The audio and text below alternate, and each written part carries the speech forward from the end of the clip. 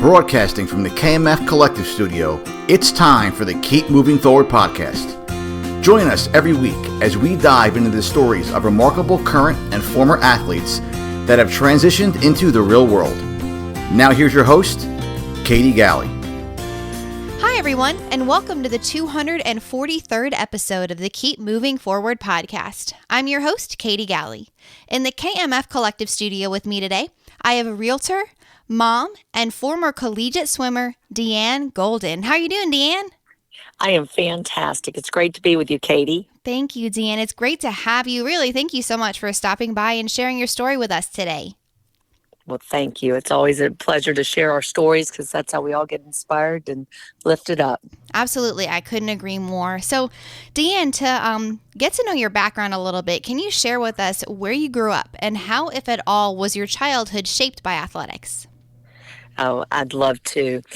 I'm a native of Athens, Georgia. Go Dogs! There you go. Lived there all my childhood, and actually wound up going to all the way through high school.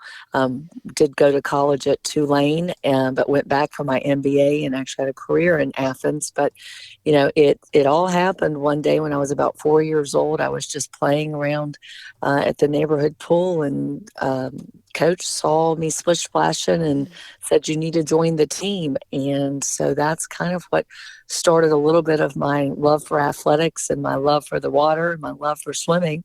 But grew up in a beautiful part of our country in Athens, Georgia, which if you've never been, you need to go visit. It's a great music town, a great cultural town, a great university town, and a wonderful place, a community.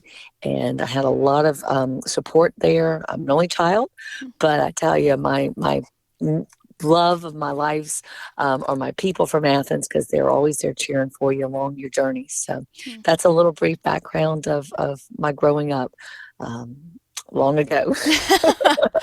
I love it. I mean, you touched on it. So important to have the right people surrounding you and in your corner and lifting you up. And so having that in one, a coach spotting you at such a young age, but two, like you said, the community you grew up in Athens. And so DeAnn, from that time at 4 years old, deciding or having a coach approach you about joining swimming, in being that age, did you really have any idea what that would look like, what being part of a swim team would be? Or was it really, I just love being in the water, so let's do it? That was actually it. I had a lot of energy as a child, and my mother was trying to find an outlet for me to exert it. And, actually, though, I think for me, I loved being around the big kids. Mm-hmm. And I looked up to them. There was a great poem, little eyes are watching, they're watching in the day, they grow up to be just like you. And I think as a child, I would always look up to kind of the role models, the big kids on the swim team. And although I never really envisioned I'd be one of those one day, I was just always hungry to be around them. And I think when I found coaches and older kids that believed in me, it was like, wow, okay, if somebody else believes in me, maybe there's something I need to kind of unlock and go for it.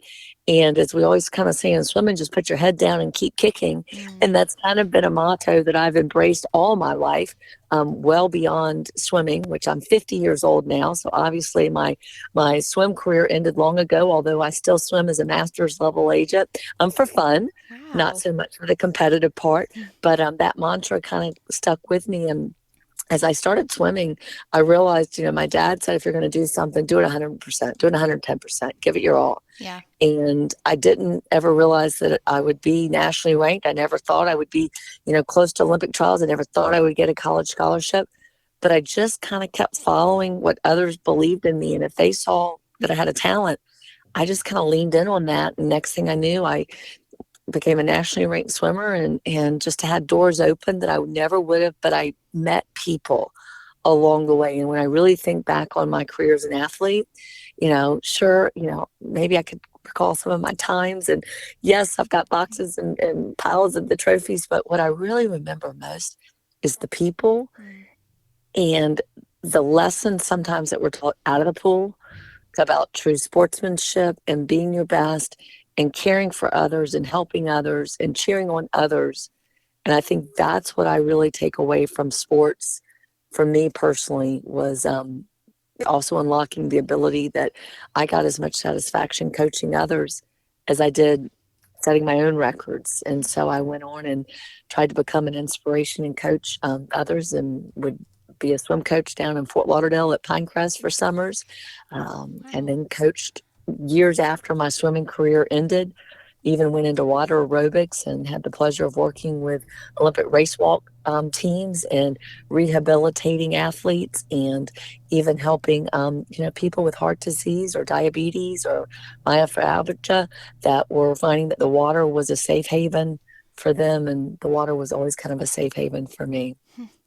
It really is so incredible. And I mean, like you're saying, I mean, you can reflect back now and really appreciate everything that the water, everything that swimming brought you. But at that time, I mean, you're focused on it's people calling things out in you, and you realizing, okay, I can go the distance. I can be this great athlete if I set my mind to it. But realizing, being able to reflect back and see, wow, swimming gave me so much more than just, being able to swim a really fast time. And that's just incredible to think about, really what sports can do for you. That's right. We've all kind of got a lane in whatever type of sport you're in, or whether it's on the basketball court, or, you're in a track meet, or you're on a team sport, or you're out in the field on softball or soccer or whatever it is, or in my world, swimming, you've all got that role, that position, that place, or that lane. And you just kind of put your head down and keep going, and not always look to the side of you at who's going to try to block or tackle or pull you down or out swim you, but swim your best race of your life. Perform at your best, whatever that best is. It may not be better than somebody else, but if you do your best, what a satisfaction. Um, Love and that. that's kind of how I've looked at it. Absolutely. I mean, I really love that mantra. Just put your head down and keep kicking. And you're right. It seems to apply to so many areas of life. And I mean, specifically on your journey, it's something that keeps coming up. And I really love that. And so, DeAnn, looking back then, when you first, you said you really just loved the water and loved what you can do in it, and then had people in your circle really say, hey, you are good at this. This is, lifting you up. Like you said, how important that is, in order to have those people call that out in you. So when you did really set yourself on this path, giving it 110%, like your dad said, when did you initially become a nationally ranked swimmer? I was about 12 years old, and it was one of those things where I don't even think I realized what that meant. Mm-hmm. I just knew I loved to swim. I loved the zeal. I loved the feeling of knowing that you'd pushed yourself harder than anything. And it was one of those kind of moments where you were like, okay, but I've got to make good grades, and I've got to be a good daughter, and I've got to be a good friend. And so I think it taught me so much about life balance, Yeah. and about, really kind of looking out beyond what I knew in Athens, Georgia. And I got to travel to different places in the nation and swim and be on regional teams, national teams. And it also opened my eyes as to college and the opportunity to be recruited and to look at a variety of colleges, to see places that I never would have even dreamed that I might have looked at. And for me, swimming was that kind of diving board, if you will, to look at places and people and opportunities that I never would have. Mm. And I wound up landing at Tulane in New Orleans, which was an incredible journey. And as most swimmers and athletes have ever had, it's not always an easy road. There's either an injury, or there's a setback, or you wind up moving and having to join a different team. There's always something that comes up. If you ask any athlete, everyone's had some kind of setback story, injury, what have you. Mm-hmm. And mine actually came while I was a swimmer at Tulane, and they wound up dissolving the swim team. I got a letter right after one of my best seasons in my life. Wow. Was, just had set record times in my career. And I remember coming home and realizing that, okay, what I thought was going to be my next couple of years was going to change. After having been a collegiate swimmer since I was 4 years old, somebody else was changing my course. And how was I going to handle that? And at the time, I don't think I really understand what that meant to me in the journey of life.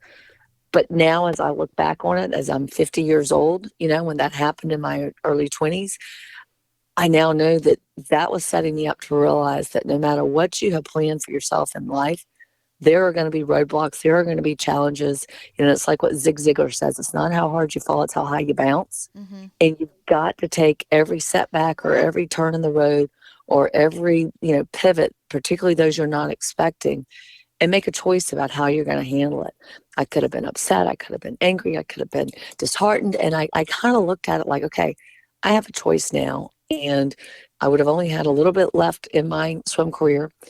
And I said, okay, this may be, my faith is very strong. And I just remember thinking, okay, my faith and my Lord are telling me this is a time to open some other doors. And I wound up pursuing other opportunities at that point. And I really do believe that it's what then led me to be able to prepare myself for the career that then I was able to do, because I wasn't going to be able to swim all my life. I was not going to get a job in a career as a swimmer. I was not going to get a paycheck as a swimmer in the early 90s. It just was, I was not going to get endorsements. I was not going to be on the box of Wheaties. So, you just have to look at, there was a reason why all these doors had opened up for me up to that point. And I just said, okay, I'm going to keep opening doors, and I'm going to keep finding where I can apply that discipline, that talent of just wanting to make a difference and wanting to make a splash, if you will, wherever I went. And I kind of have just leaned in on that analogy. But again, for me, it was then about how could you help other people? How could you inspire other swimmers? How could you inspire other athletes? How could you inspire, other people that maybe have had setbacks? Because if you're going through a setback, a great way to move past it is to go help raise others up. You forget about what's going on in your world so much. And you can get inspired by seeing that, while you may think you've had a setback or you've had a challenge, people out there have a lot worse. Wow.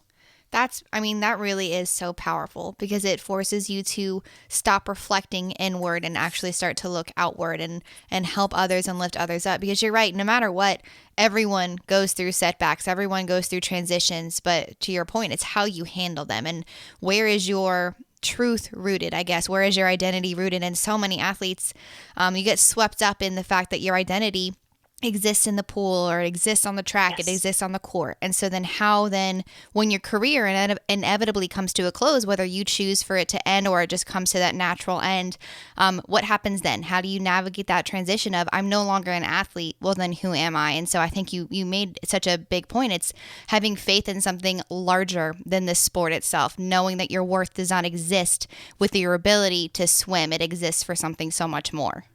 Katie, you said it so well. I'll never forget one of my coaches who, again, every single one of my coaches has the biggest place in my heart, and I've stayed friends and connected to every single one of them. But I remember him looking at me and saying, okay, DeAnn, you can have a pity party for about 5 minutes, but now you got the rest of your life to go play hard and figure out how you're going to play in the next phase of your life. And that really resonated. And it's very hard when you've gone through training 6 hours a day, getting up at 4 a.m. and diving into a pool, and this is what your life was rooted around, and you get out of school and you go back to the pool, and now all of a sudden you've got all this extra time. And what do you do with it? How do you adjust your eating habits? How do you adjust your sleeping habits? How do you adjust just even being, I'm going to say, a normal human with 6 extra hours? What do you do? And I remember going through that phase, and it's a shock. It is a shock to your body. It's a shock to your mindset, but you've got to then find things that you get as much passion and enjoyment out of. And you're going to probably wind up trying different things. I know I tried a couple of different careers, a couple of different, sports, a couple of different ways to find out how to exercise. And if it wasn't fueling me the same way that I had that love for swimming, I knew, okay, I need to maybe go try something else. Maybe there's something else out there that's going to be my why. And I kept kind of saying, well, why not? Why not try something else to fill that void and get as much satisfaction as I did from the water? And then when you do, if you can, whatever your career path becomes, or whether it's even, whether you're a stay-at-home mom or stay-at-home dad or whatever it is, or career-oriented, if your why is being fulfilled, you're going to find satisfaction in life. But if your why is not being fulfilled, or you're trying to do someone else's why, you're never going to have that satisfaction that you felt in the sport. I've always believed that. Wow. And that's what led to my career in real estate, which I don't even consider it a career. I consider it just like getting ready to dive into the pool. It's invigorating. It's exciting knowing that now I have been a realtor for 25 years, and every day I get to rise and help people, really find their American dream. I mean, Mm. it's putting a roof over people's heads. It's helping them with their next best moves. And sometimes I'm helping people, whether it's good times, bad times. Sometimes it's death, divorce. Sometimes it's exciting. It's a marriage. It's a baby. Sometimes it's a new relocation move or a new job, which can be good or bad. Sometimes somebody might be moving up, moving down. But when it didn't, to me, become a job, but something that I couldn't wait to do, just like getting in the pool and swimming and racing, I was like, okay, this is what life should be about. Wow. And it took a little while to find that. I will say I did not immediately find that my first career out of real estate. I mean, out of swimming. So I went back and got my MBA and did a little more soul searching as to what was going to be my why. And I just kept kind of waiting for doors to open. And when there's a great, if you've never read the book by Sheryl Sandberg, who was the COO of Facebook, it's called Lean In. And one of her great quotes was, if you're ever given the opportunity to get on a rocket ship, just get on. Don't ask which seat you're supposed to fill. Just get on and take that ride. And that was kind of how I landed in real estate. Somebody said, kind of like the swimming, when I was 4 years old, and that coach said, hey, you should go on the swim team. I had somebody kind of tap me and say, hey, you should try real estate. And I was like, me? And I kind of strapped on, and that was 25 years ago. I entered this business. Man, I love that, DeAnn. And so when you were initially, before you found real estate and really found this passion that you love just as much as you did when you would jump in the water, the feeling that exhilaration of helping people find their dream home. And what were those initial steps that you took in that navigation? I mean, ultimately leading you to get your MBA and then beyond. I guess, how did you find this path down to real estate? What led you there? Yeah, that's such a great question. And much like I had found coaches that throughout my career were there for me, and oftentimes they were the ones giving me the tough love. They were there cheering, but they were challenging me. They were keeping me in between the lane ropes. They were pushing me. I went and I sought mentors. And that's how I think, as I shifted from athlete to career and to the rest of my life and what that next playing field was going to look like, I had mentors leaning on me. And much like my coaches, they would challenge me. Sometimes it was tough love. Sometimes I'd get frustrated with them because I wouldn't see the potential that they saw in me. And still to this day, I can think, just like my coaches, of the three main mentors that have been in my life.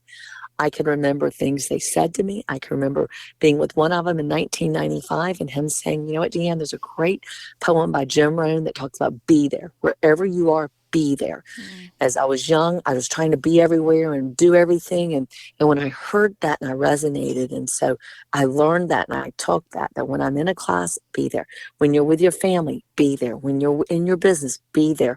Don't be thinking about the 10,000 other things trying to pull your attention, but everywhere you're at, like right now being here with you, Katie, I mean, my mind is right here. We all have tons of other demands. We have tons of other things pulling on us. But that was one. And then the other mentor that's really kind of standing out to me as you're having me sort of go down memory lane. But he was someone that said, DeAnn, quit just trying to focus on what you're going to do next. Think about what really gives that fire in your belly and that passion, that when you're 80 years old, looking back on your life and you're telling somebody the story of your life, you'll be the proudest to talk about. And it's not just going to be those little details in your life, but it's going to be those bigger global objectives that you want to conquer. And he said, we all get so focused on that to-do list and that next and that just little things. But think about the finish line, which really resonated with me being a swimmer. Because from getting off the starting blocks and every stroke and every innuendo of the pull and the kick and the breathing and the conditioning and everything, but at the end of the day, you're focusing on that finish line. And so if you start with the end in mind, it's a great way. And I knew at that moment I wanted to find a career that I could serve people, be around people, be out and about, make a difference in community, help people through good times and bad. And as I say, real estate just kind of became the vehicle for that. Could have maybe been another career, but it was that one vehicle that allowed me, when hopefully I'm 80 and I look back, I don't do everything perfect. I make a lot of mistakes, but I know that I do make a little small difference in people's lives. And that's what's really special. That's amazing. I mean, and I really love the perspective of thinking back, like thinking at the finish line. And you're right. I think one resonates, of course, as a swimmer, as an athlete. It's reflecting back what is going to be the thing that you're most proud of. Thinking about in that perspective is just so powerful, because it really makes you take stock of, okay, well, what am I dedicating my time to every single day? And am I really pursuing this passion? And if not, if those things on your heart are not being fulfilled every day, well, then, okay, how can I start to take those steps, live in every moment, like you're saying, in order to start making steps towards that goal? That's right. And now that I'm a mom, I mean, what will be that thumbprint that I will leave on the children by that example? What will they remember most about mom down the road? Yeah. And those little things like, getting down and getting eye level with them and encouraging them. And I have kind of a big mantra around our house is that we try not to use the word no, which is kind of different, but I don't want them to ever feel like they can't do things. Now, obviously, if they're doing bad things or they're about to get hurt, Right. but we try to, instead of just no, no, no, no, no, no, no, no, no, we've got choices. Let's think about what's the right choice. Let's think about what's the right path. Let's rethink how you could answer that or what you could do, because I really want to teach them that they're going to have choices in their life, and rather than taking a path that could be negative or being negative about the outcome, I want to try to guide them, out of the cul-de-sac, if you will, to see a right choice and a right path. And again, sometimes we'll make wrong choices and sometimes we'll hit cul-de-sacs. But I think there's a big part of the mindset that, if you look at it, is that how do I keep moving forward, even when setbacks happen? And I mean, I think my story too, in that I lost my husband 2 years ago when my children were young. Wow. And that's not the kind of thing when you go off to get married and you're planning your fairy tale life and everything looks so perfect and wonderful and happy. And sure, little things, kind of come up in any daily life, or, there was little health issues or a little this or a little that, or, in anything with a marriage, there's just the struggles and the challenges and financial and just life itself. But overall, we had the most beautiful, magnificent life and gorgeous children. And then my husband became very ill. And next thing I knew, I wake up one day a widow. And, it's like, gosh, it's like that day I woke up and my swim team was no longer there. Or that day I missed, Olympic trials by 8/100ths of a second. Or that day that, I didn't get the listing. Or now I'm talking about something that really mattered. And it was the love of my life's life.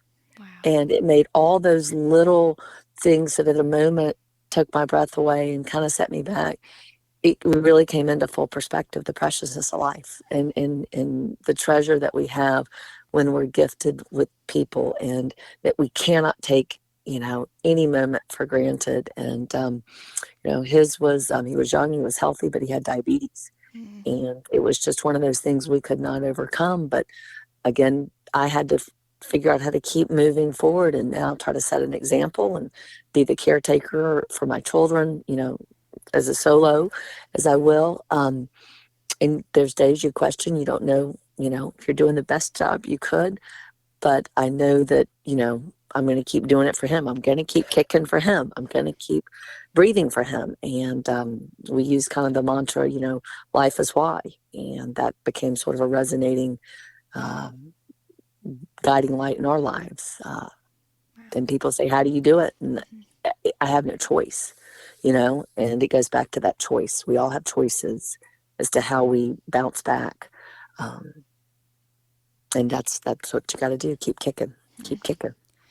Man, DeAnn, it really is such a testament to your faith and your strength. I mean, you're right to view it as, you're right, you do have a choice every day, but you said you have no choice. It's for your kids. It's for your husband. It's in pursuit of helping them and helping them grow and having those mantras and everything that you instill within them.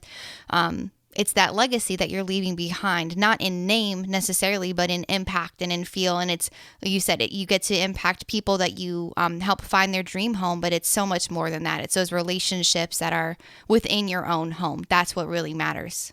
That's right. And, my husband's last name was Golden, and I've been so blessed to have that last name. And we've kind of adopted our own little hashtag, Golden Moments. And for us, it truly is about, What can you find in the course of a day that's one of those golden treasured moments, that precious moment that no matter what else went wrong, no matter how else, the day went, what was that moment that you want to bottle up and capture and savor?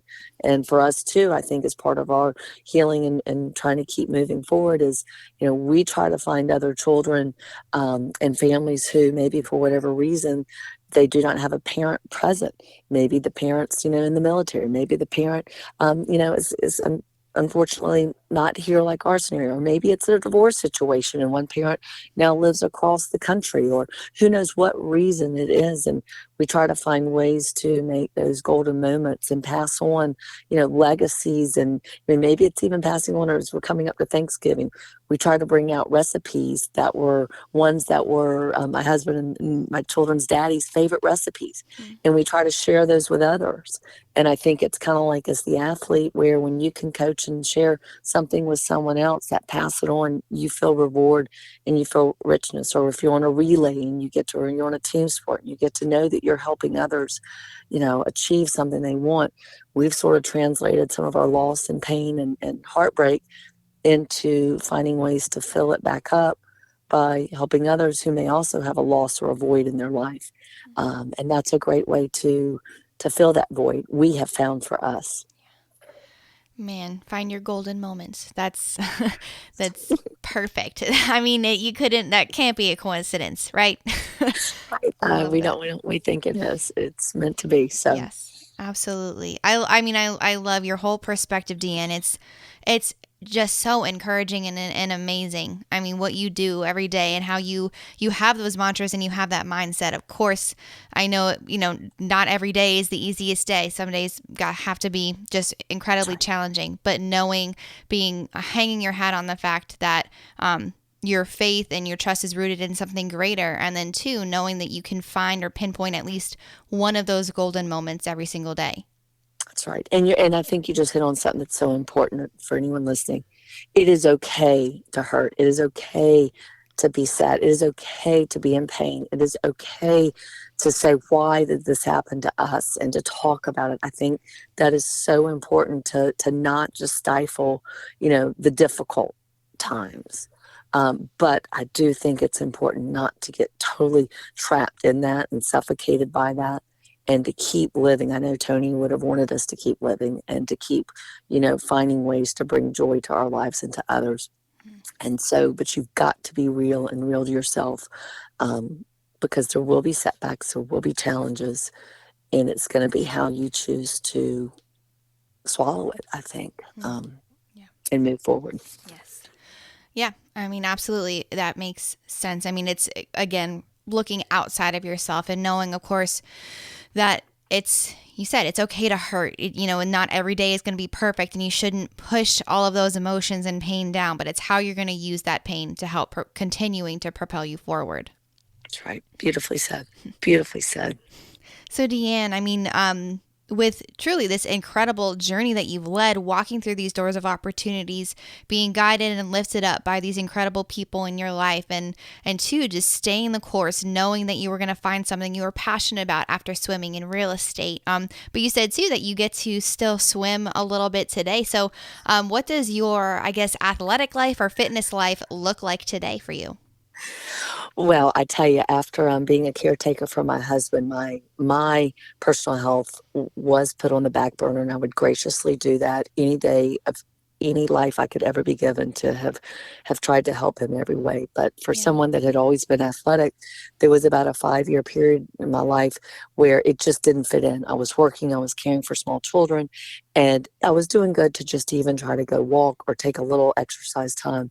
But after he passed, I knew I had to get my health back. I had to do it not only for myself, but most importantly for my children. I knew for my mindset.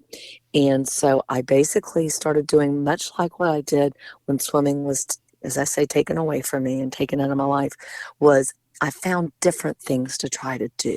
So some days I go for a walk, some days I go for a run. I have been blessed to have found the most wonderful CrossFit community that's very close. And that is how you and I have gotten to know each other, and look at Yep. the connection we've had through this. Yep. There's an adult swim league that I do, and I take every opportunity now. I'm actually this afternoon, I'm going to be taking my son and 3 of his friends out to play golf. So what I've tried to do is find a way to mix up, because I was so disciplined. Every day I swam. Every day I did dry land. Every day, I did weights. Every day and now I just find some way to get out and get active, to get moving. Last night, the American Heart Association had a heart walk. And so my children and I got out and did that. So for us, it's about now just finding ways to get out and see life, experience life. I'm not hardcore on myself like I used to be. If I need a day off, I give myself a day off. But I have found that now, once I'm in that routine, if I don't work out in some way, somehow I miss it. And it doesn't have to be as strenuous, and I can't do it like I used to. And that's probably, I would say this for many athletes, that's hard, because when you were used to deadlifting a lot of weight, or you were used to doing a lot of bicep curls, and you're used to seeing your body pushed to such a limit. I mentioned earlier, I'm 50. My body does not perform the way it used to. and I don't know that it ever will, but it's okay. I think I kind of reached a place where I'm grateful that I'm able to get up and try to go do something. And I want to be able to be that example for my children, that fitness and eating well and eating healthy and having a balanced life is important. And don't get me wrong, we love our desserts and, we love our treats, but it's about balance now. Yeah. And I think I've done that with my workout plan, as well as just my sleep plan, as well as just a mindset plan, and rising every day and kind of own the morning, whatever that is, whether it's getting up and working out, or whether it's having a day of devotion or having a day of affirmations. The morning time for me is very important, because it sets the course for what you're going to do either way. Mm-hmm. Yeah, I couldn't agree more. I think, yes, we bonded over CrossFit, which is, I'm so grateful for this relationship. And you're right. I think there's something specific about the morning time that allows for that. If you're a morning person, of course, and maybe that's something you develop over the course of your life, but there's that special time. And then too, you said living in those moments. So really just being where you are at that time. It's, allowing that time to actually be preserved for what you're dedicating it to. So if that morning time is dedicated to quiet time, dedicated to going to the gym, whatever it is, actually allowing yourself to live in those moments, and give your all in those times to whatever activity that is. And that's going to set you up for a successful rest of your day, rest of your week, just on a good path.